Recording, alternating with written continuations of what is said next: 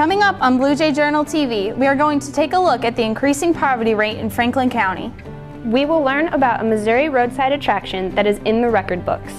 And we'll take a look at the I Believe program at Washington High School. Those stories and much more are headed your way, so keep watching. Blue Jay Journal TV starts right now.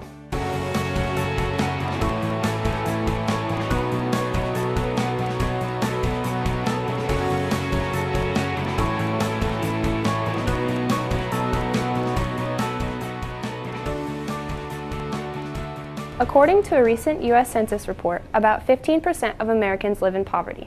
For decades, Franklin County was well below that rate. However, in recent years, some alarming trends have taken place in our county. We have the details in our top story. We do have quite a few more students that we consider homeless. We have more students, again, those who are doubled up typically receive free and reduced lunches. When I was in elementary school, I knew one person that was on that, and now I know maybe half the people I know that are on there. Since 2011, the poverty rate in Franklin County has more than doubled. This problem bothers Washington's Mayor Sandy Lucy.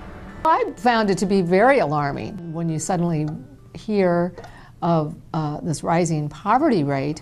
You just question, well, I find that hard to believe. However, I do believe it, I really do. And I think when you talk to some of the schools, to the area schools, and you look at the statistics for the number of free and reduced lunches that are taking place at these schools, and you're like, wow. When I was in school, I don't even remember anyone who had a free or reduced lunch. Not only is the increasing poverty rate affecting the amount of free and reduced lunches at Washington High School, but local food pantries are hit hard as well. We've seen more and more people using our food pantries. We've seen more and more people asking for help, asking for assistance in a lot of different ways. Yeah, the food pantry is going down by a lot, and there's not a whole lot of soup kitchens that go on anymore, especially in Washington. In this time of need, people who have plenty are encouraged to help those who don't. I do believe that we in our community need to support each other. We are all good stewards, and we need to be cognizant of those who are less fortunate. We don't really talk about it as much as we should, or at least address it. We should do more about it than just what we're doing now. If you or someone you know needs assistance, call the Franklin County United Way at 636-239-1018 or Loving Hearts Outreach at 636-390-8300. On another note, if you can donate your time, money, or food to the United Way or Loving Hearts, they would love to hear from you. For Blue Jay Journal, I'm Kaylee Smith reporting.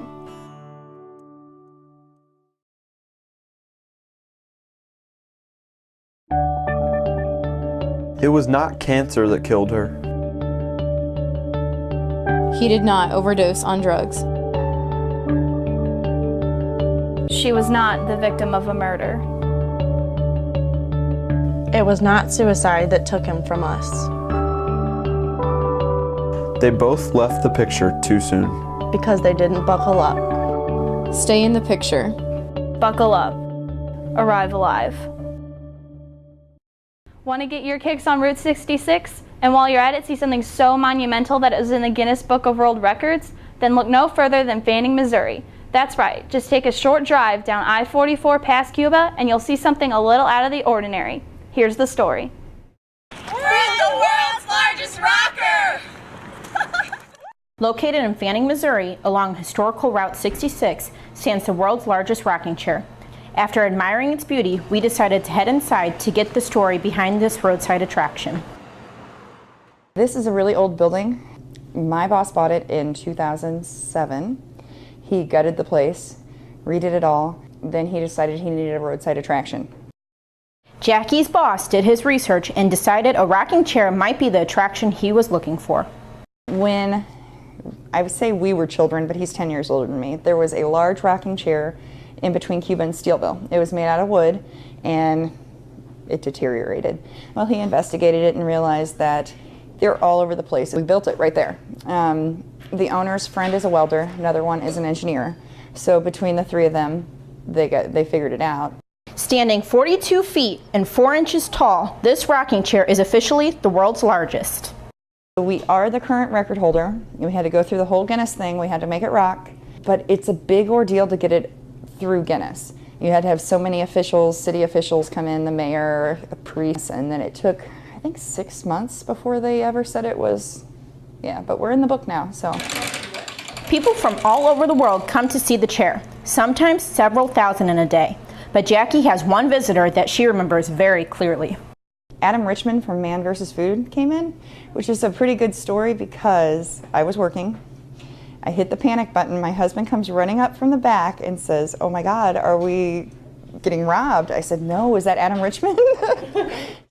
As if the rocking chair and store weren't enough, there is also an indoor archery range where visitors can learn how to shoot a bow and arrow. Oh, goodness. For more information about this unique place, you can check out their website at www.fanning66outpost.com. For Blue Jay Journal TV, I am Natasha Fender reporting.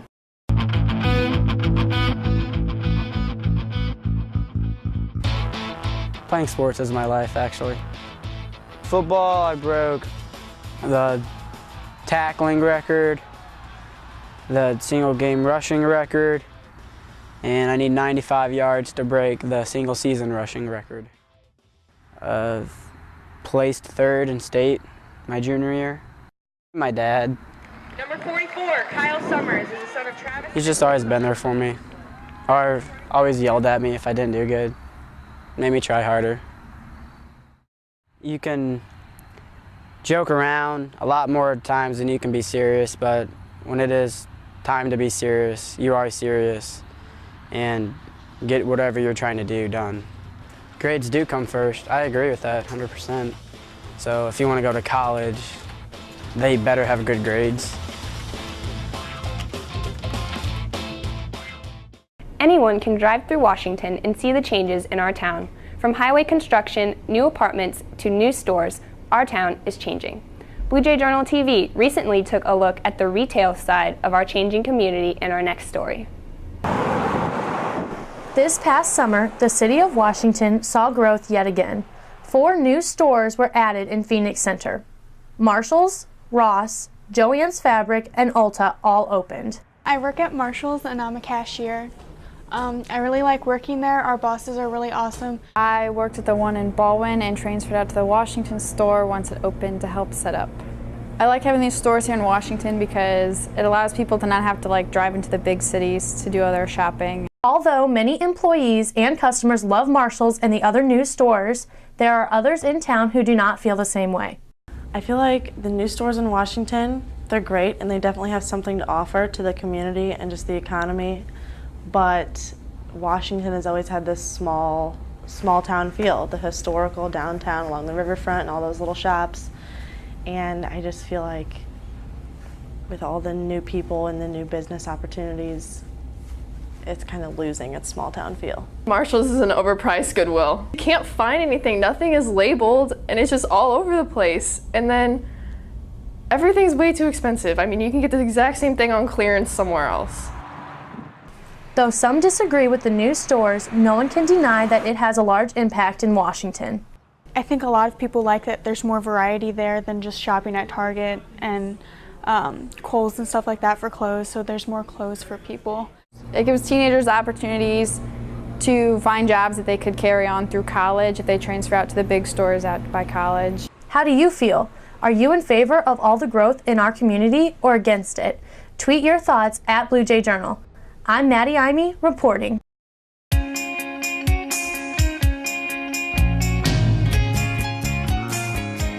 Actually, I've been teaching for 42 years, 38 at Washington High School. So I've been here quite a long time. And education is so important, and I want them to be prepared. I also want them to appreciate mathematics, to see the beauty, the power. Okay. It kind of comes down for me to 4 things. Number 1, you have to know the subject matter, okay? You have to know your content. Secondly, you have to be able to communicate well. You have to not only be able to speak clearly, concisely, but you have to be able to listen. You have to have a passion. You have to be passionate about what you're doing, about your subject and about the students. Fourthly, you have to be able to work hard, you're willing to work hard. I guess I would hope that students would see me as having those 4 characteristics. Love it or hate it, over half of the American population owns a smartphone. Technology is part of our daily lives. So Washington High School started the I Believe program. Let's take a look at the positives and some of the negatives to this program that the teachers and students alike are adjusting to. Over the summer, our school not only received a makeover on the outside, but the inside as well, in the form of technology. The I Believe pilot program is where students are bringing their own devices to use inside the classroom. Basically because we're getting into a time here with education that it's not about books anymore. Students and staff have embraced the new program into their daily school life.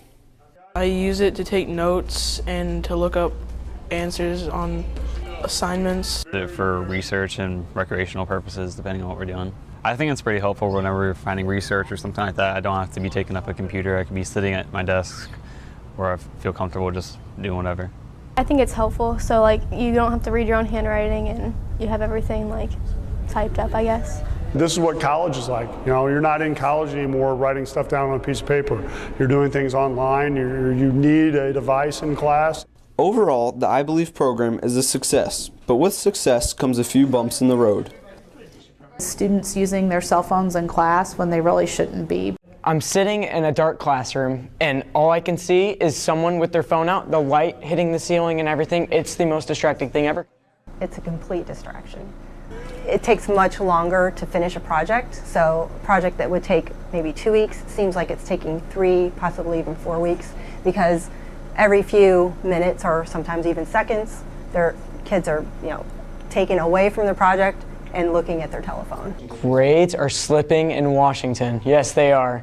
No one's paying attention in class anymore. Washington High School has big plans for this up-and-coming program. It's going to be more widespread. Like there's going to be more people bringing their own devices. I hope that in 5 years we're able to actually provide each and every student with their own device, because I think that ultimately that will be the most effective. It's not us carrying books around.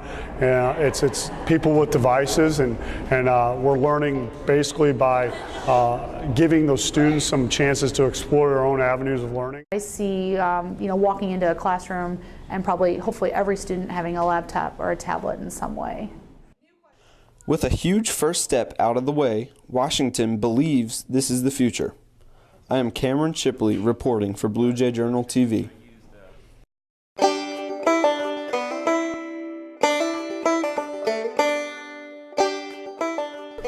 You don't have to go far to find a good time.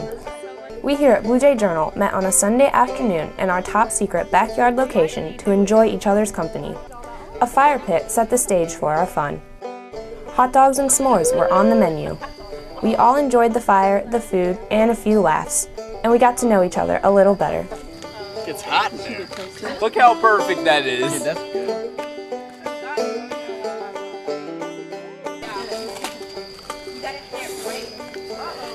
Oh my goodness. We also learned that Caleb knows a few tricks. And none of them are very safe, so don't do this at home. Starting to get hot. Well, it burned inside my mouth a little bit. Yeah, I'm sure it did. We decided to let the boys enjoy the fire, so us ladies went inside to do a little tie-dye. Tie-dye is a little messy, but a lot of fun when you really get into it.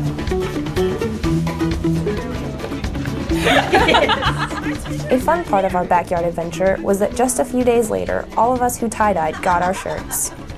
Look at my socks! That's great. But what was even better is that we all bonded as a staff and got to enjoy a beautiful fall day together.